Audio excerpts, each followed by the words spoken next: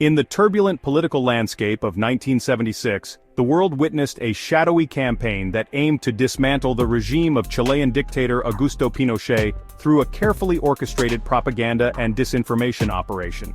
Known as Operation Toucan, this KGB-led initiative exemplified the power of media manipulation in the high-stakes game of Cold War geopolitics.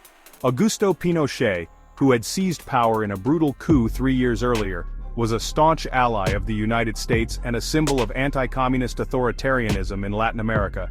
For the Soviet Union, he represented both an ideological enemy and a strategic obstacle. Moscow's goal was clear: to delegitimize Pinochet's regime, weaken his grip on power, and erode U.S. influence in the region.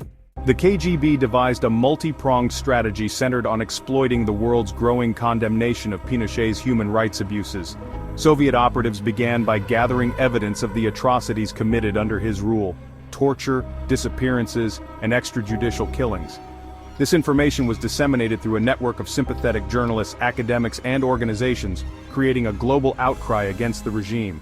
But Operation Toucan didn't stop at highlighting the truth; it thrived on exaggeration and fabrication.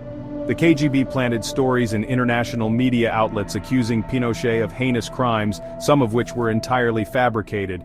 Claims of secret death squads, massive embezzlement, and even ties to Nazi war criminals were circulated to tarnish his reputation further. At the same time, Soviet intelligence agents worked to infiltrate and support Chilean opposition groups. Funding flowed to leftist activists, labor unions, and student organizations, providing them with the resources needed to stage protests, strikes, and public demonstrations. The KGB also facilitated the distribution of anti-Pinochet literature, some of which carried forged evidence to strengthen their claims.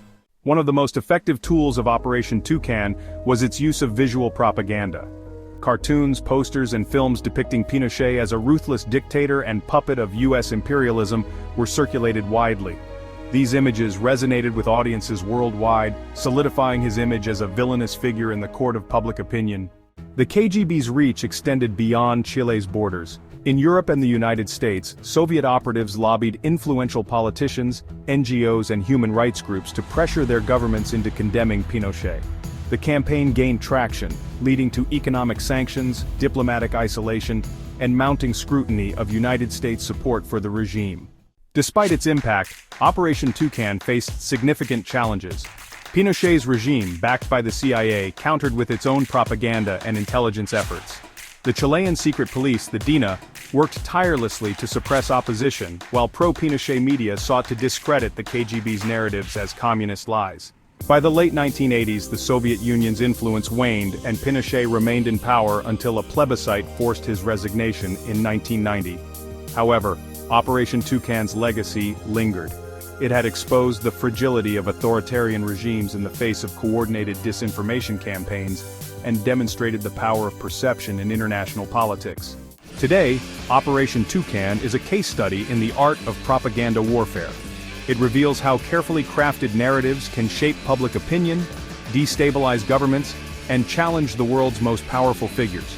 In the age of digital media, where disinformation spreads faster than ever, its lessons are both a warning and a reminder of the enduring influence of covert operations.